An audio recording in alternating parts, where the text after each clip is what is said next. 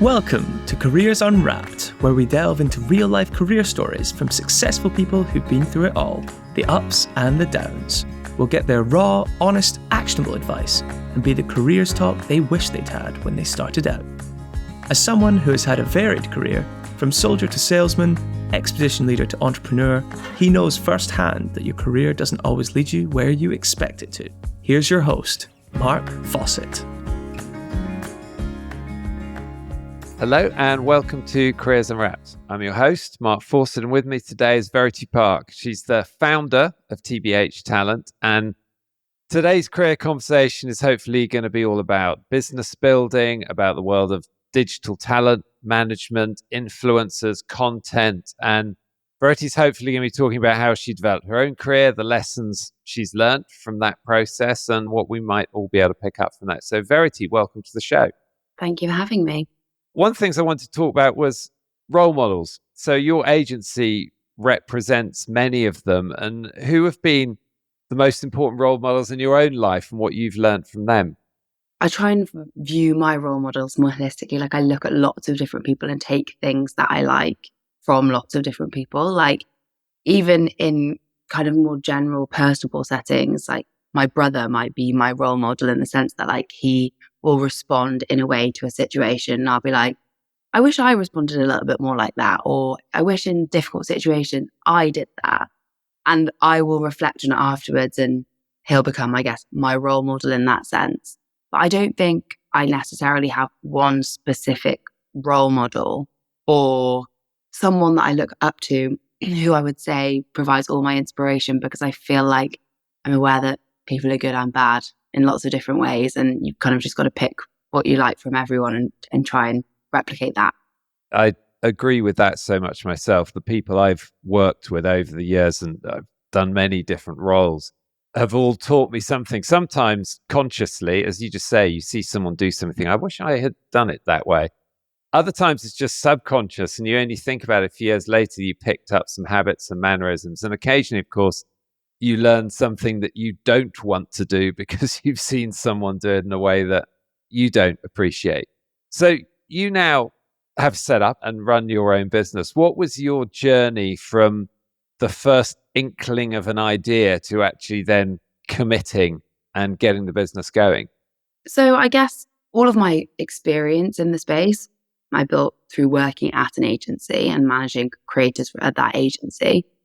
And I left and I actually had trialed setting up a direct consumer candle business, which was featured in lots of different publications. We managed to sell thousands of units of our candles that we were making during lockdown, but it wasn't a profitable business. And for that reason, it couldn't sustain me and my co-founder. But the experience I learned from that was invaluable. It was incredible, just learning all the nuts and bolts of business, even though it's direct consumer as opposed to business, which is obviously what I do now. So yeah, I had experience working at an agency and sort of in the corporate world. Then I set up my candle business, which was obviously direct consumer. And then I trialed creating content on TikTok myself, which was what I call lifting the lid on the influencer space. There's a lot of gatekeeping, or was a lot of gatekeeping in the industry. Lots of people who aren't or don't have access to the top agencies don't have access to that information. And I'd worked at the top agency for 5 years. And I decided to start sharing that information about how to work in the space, how it's professionalized and all of those things. And some of my videos were getting millions of views. And I thought, hold on a second, this is interesting. So in a way, it kind of happened quite organically because I was creating these videos which were more like educational. And then off the back of that, I was getting really high profile creators asking me to manage them.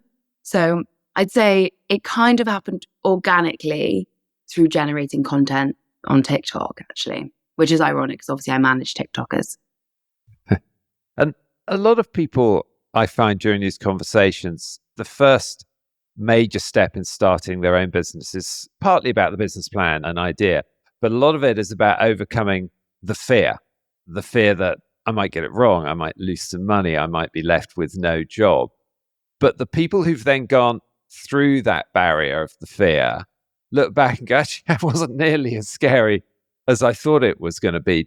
Did you feel confident from the get-go, or did you think, hang on, this is going to be quite a big deal to start this? I think you missed one very important fear there. And for me, that was the fear of looking stupid. I felt like I wanted to create these TikToks. I wanted to create content, but I didn't want to look stupid. And you only don't look stupid when your content's only going to do well when you try and make content and try different things and test it.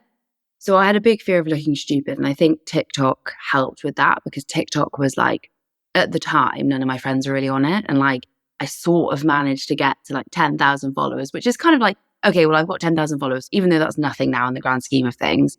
It's like, that's fine for me to generate content now, even though obviously it's absolutely fine to generate it at any level. But I wanted to build that sort of little base before my friends saw it. And what do your friends think now? Do you know what? I don't ask them because quite frankly, like, I don't care. I guess like it's got to the point now where it generates leads for me and my business, and it's really important for the profiling of my business. And so I don't really care what anyone thinks about it, quite frankly. But I did before because it wasn't leading to anything before. So I guess I had more fear around it. Well, I mean, it's a very public way of getting your face out there, your message across. It's not somewhere you can hide if you're jumping into TikTok. Exactly. But there were lots of other fears, like you say, and like you've rightly identified, like it was scary not having an income and having no guaranteed way of getting an income. But I'd worked out a way of managing that for a set amount of time. And in my head, I was like, right, I'll give it this time period. And if it's not looking good, I can always get another job. And obviously, like I made the decision to do it when I had no dependents. I didn't have a mortgage. I did have rent to pay, but I could have always got someone to fill my room and go home if I needed to. So I was like, I've got 6 months to do this, basically. And did the experience that you had with the candle business and that working in some sense, in that you were selling product, but not necessarily working commercially, did the experience of having gone through that and come out the other end help you in getting this business off the ground? 100%. Because it made me realize that actually it's all about finding the information. Like the information is there, and there are lots of things which are really scary. Like for me, forecasting and like profit and loss and all of that, tax, that stuff wasn't something that I particularly felt comfortable with. And I wouldn't say that like on the whole, it's culturally something women are encouraged to be involved with certainly not when I was growing up, and definitely not the years before that. So I think like there was a few things going on there, but now I'm able to employ someone to do that, but they do it with me. So like I'm able to learn and understand and develop and grow that muscle, like that side of my brain, which I've loved because I've always wanted to know and do that sort of stuff. But I guess what I'm trying to say is it's about the time and effort you put in. Like it's not I can or can't do this, that you can do everything, but you just have to learn. And that sometimes takes a long time. And those crossing the fear barriers, knowing where to look for the information to help you. And in some sense, it's just then taking those first steps. And you gave yourself time. You gave yourself a period of time with financial links, but obviously it has worked through in that period of time. So now you have a roster of talent, of creatives who you look after. What advice, with both your experience now, but also with the hindsight that you've gained, what advice would you give to people who are starting out in the whole digital creative environment? People think, I want to be a creator. I want to put my own content out there. What would you say to them? Jump on new emerging platforms. Yes, great, Instagram, TikTok. But what about the platforms that are coming up and prioritizing organic reach? Because we've seen it time and time again over the years. The big platform was once blogging, actually, like writing blogs. And then it became YouTube. And then it became Instagram. And then it became TikTok. And there's like Twitch and all these other sorts of platforms. I mean, I don't really work that much on Twitch. Obviously, there was Twitter as well, or X. People don't really use that much. I mean, as in the same way, like it's obviously certain people do use it, but it's like there's always a different platform which brands are putting their budget through. So identify new up and coming platforms. One now to look at is Snap, in my opinion. I think that's coming back. But not loads of brands are putting their budget through it, but it's coming up. I think brands will be soon because they're getting lots of organic reach on there. Try and get over the fear of creating content. It's probably the second thing. Like, it's really scary, but you just have to be authentic and put yourself out there. 3 is probably collaborate with the creators. The talent you represent, do they collaborate with each other, or do you put them in touch with each other and encourage that collaboration? It's got to be authentic. So we don't tell them to meet up and we create content together. But my roster specifically, and I'm so proud of this, and this is always something I wanted, we have like a quarterly meetup with everyone. So they all know each other and they all have relationships and they all support each other. And one of my talent the other day, it was her book launch in Amsterdam. Ellie Middleton, she's launching book 2 in Amsterdam. And one of my creators, Lou May, just so happened to be there and then made the effort to go to Amsterdam to support her with her book launch. And that's the sort of culture that we want to foster, make happen. And with this talent, what makes the difference between good talent and brilliant, between good content and brilliant? What's that extra sparkle that really helps a small number of people stand out? For us and for who we take onto our roster, and again, this isn't necessarily for everyone, but for us, what's really important is that they have some sort of purpose. Now, that doesn't need to necessarily be like a political purpose, but often what we say the creators that we like to take on our roster are lifestyle creators with something to say. So we like creators who have a bit of a purpose. They can hang their content on something, you know? So one of our creators is a sobriety creator. One of our creators talks about autism and ADHD. That's just to name a few, really, but we want them to have substance. And just digging into the commercials of this a bit, because it's often an area I've been asked about, so I'm interested in your perspective of it. Where does the money come from, the earnings come from for the content creators? So obviously they can be getting earnings from lots of different angles, but the ones who are actually making a living out of it, where is the money coming from? Which platforms or which activities, and how much? It depends, is the answer. They can have different revenue streams from different places. I mean, brand deals is probably the main one. They work with brands, they create content for brands that sits on their channel, advertisements, and they get paid for that. Affiliate is another. So they sell products for brands and they get a commission on every product that is sold. They also can do that on TikTok Shop. They sell products on TikTok Shop. They get a commission for every product sold. The TikTok Creator Fund, that's a smaller one, but that's pay per view. YouTube AdSense, you can be paid from the platforms for views. So Snapchat, YouTube, TikTok pay for views. You can be paid by podcast sponsorships, book deals. So by publishers, like publishing houses. You can be paid by licensing your content out to brands to use themselves in paid media. Some talent, depending on how big they are, a cartoon of them could be drawn up, and then you could be paid for licensing out that image and that cartoon. So there are so many different ways to make money. And I guess that is the role of the manager, to look at how you maximize that. And so that brings actually neatly onto what I did want to explore with your role in all of this. So I'm presuming that some of the content creators are fantastic at content and storytelling, and others also have a strong commercial head on their shoulders. But for the ones who just want to focus on their content, on the stories that they're telling through that, what is the work that you do for them that makes their life easier, but also earns them and you money? So first of all, we take all of that kind of more admin-based side of things, replying to emails, doing contracts, briefs, etc., off their hands. So immediately that enables them to level up what they're doing, because we're taking away 50% of their workload. And it's just like when you hire someone, you grow quicker because you are being able to focus on what you do best. So that's kind of the immediate thing.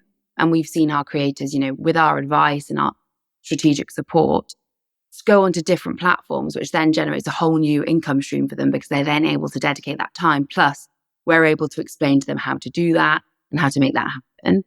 We have a much better oversight of what's going on in the industry than creators do as individuals, because we're on the inside, right? We're having all of these conversations.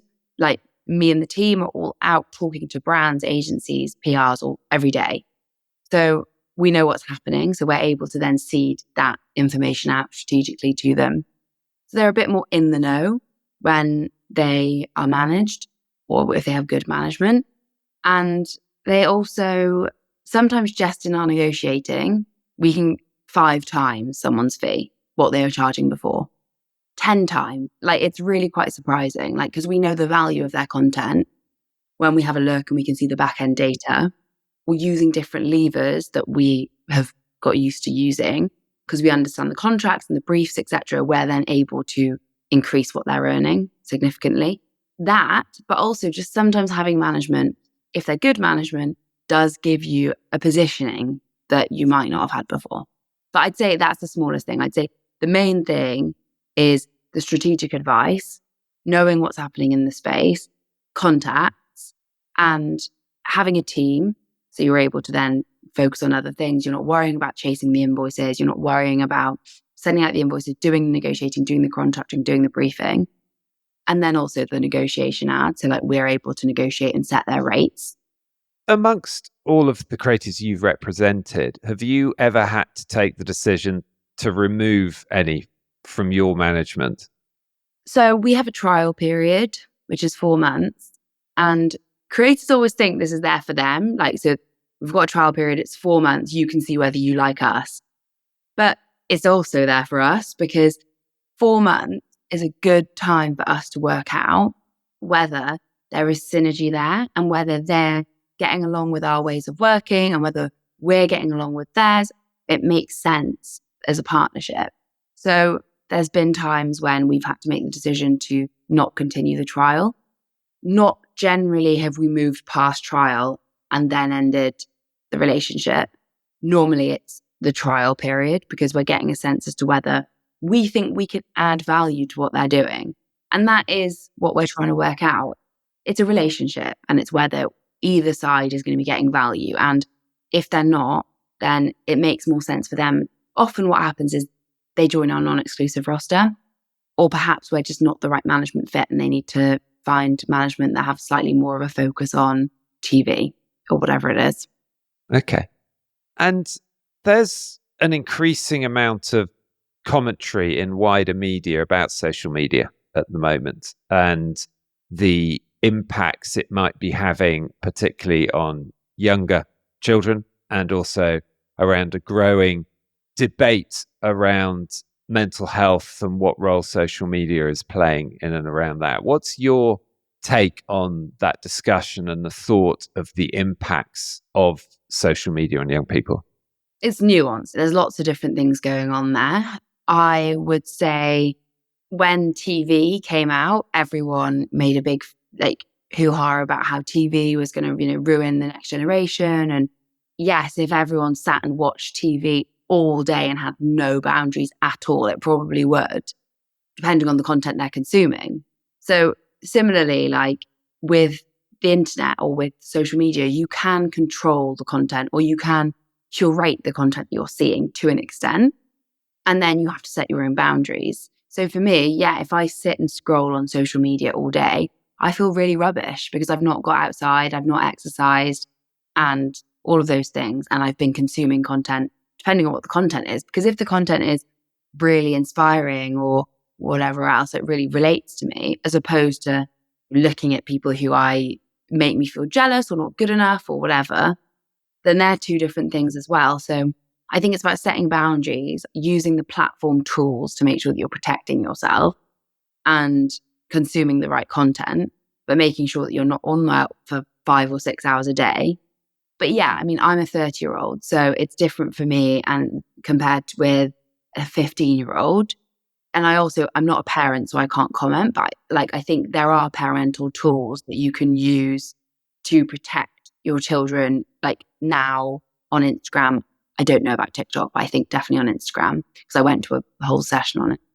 And I think just like TV or whatever will come next, holograms, who knows, there will always be a risk, but it's about surrounding kids with love and giving them other things that they are able to enjoy outside of social media and giving them the right support and love and talking them through these things so they're able to set those boundaries for themselves and understand the impact that social media is having on them.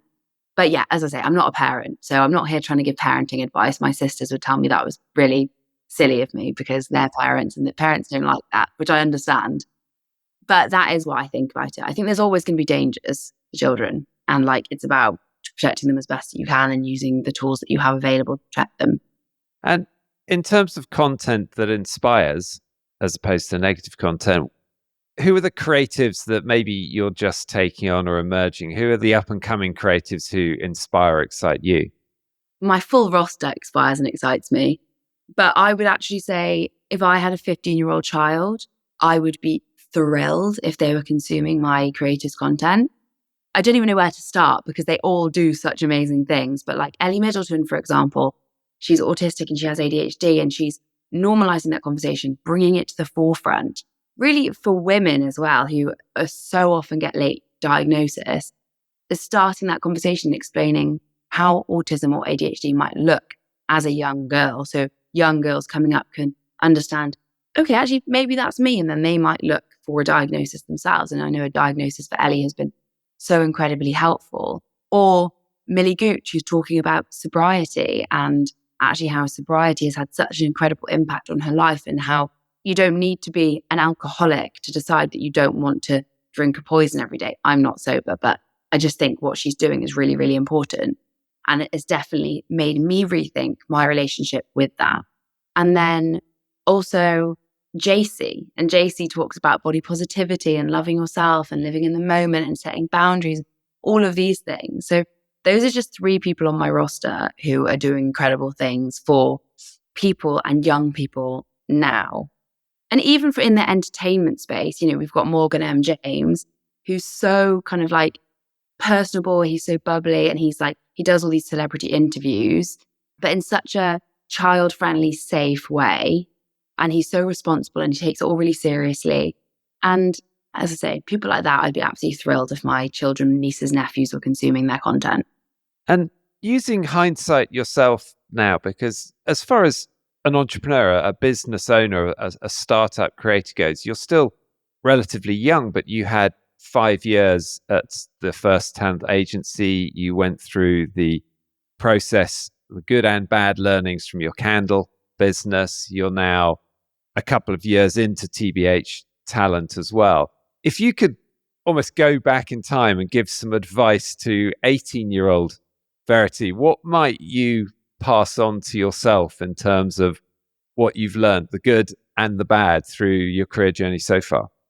I'd say, like, don't spend so much time worrying about what other people think of you and where you fit in social groups and things like that. Just use the spare time that you're worrying about these things to work on yourself and develop skills and better yourself and learn things. Like, try and like focus on learning things and bettering yourself as opposed to like worrying about things that don't matter. But obviously that's very easy for me to say with hindsight. And it's still something I'm working on now, you know. I don't feel like that's something you ever perfect, but like it's certainly something I've got better at. And I feel like when you get into the habit of doing it, it's much easier to do.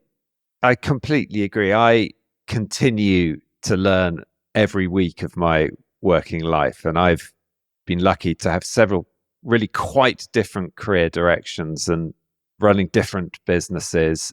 And I learn still from people around me. I learn from clients. I learn from speaking to people like you, Verity. And that never goes away. If you stop learning, you're stagnating somehow. And I think the more conscious you are of learning, the more you are actually going to learn, because you're looking out for things to learn from. It's been so interesting to talk this through with you, Verity, because we've covered off in this short conversation the fear and the different types of fear when you get going, and how they're never quite as bad once you look back on them. The experiences you had through your first business that worked in some ways but didn't work overall as a business, and how you've consciously taken that forward. How you've also learned from other people as you go along the way, but also any aspiring or budding content creatives as well listening to this.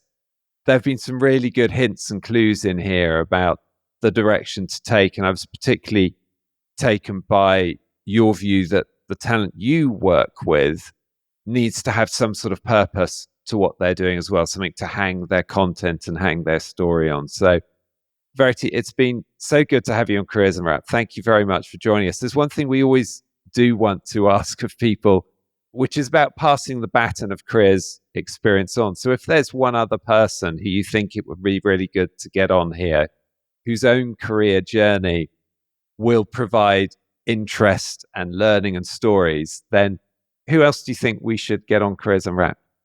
I met her. She actually reached out to me because I've just been on her podcast, and she's just raised investment to start up a company called Riser, which I think will be really relevant to you and what you're doing and your listeners. The company Riser is kind of like Bumble, but for your boss, is what she calls it. So it's all about being able to swipe and network in that way, in like a really like new way, basically. And she's kind of started building the first phase of it, and it's launching very soon.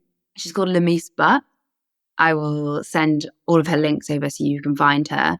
And she has just the most incredible story. She's always been really entrepreneurial, and she's told me such incredible stories, and I really want her to share them. And I've told her she should put them on TikTok, but maybe she'll share them on the Careers Unwrapped podcast for you guys. That would be brilliant. We'll reach out to her. Verity, thank you so much for joining us, for unwrapping your own career, and good luck in the next stages of TBH Talent's journey as well. Thanks, Mark. Thank you for your time. This podcast is sponsored by We Are Futures. To find out more about We Are Futures and how we can introduce your brand, business, or organisation to the mass markets of tomorrow, visit www.wearefutures.com. Make sure to search for Careers Unwrapped in Apple Podcasts, Spotify, Google Podcasts, or anywhere else podcasts are found. Remember to click subscribe so you don't miss out on any future episodes. On behalf of the team here at We Are Futures, thanks for listening.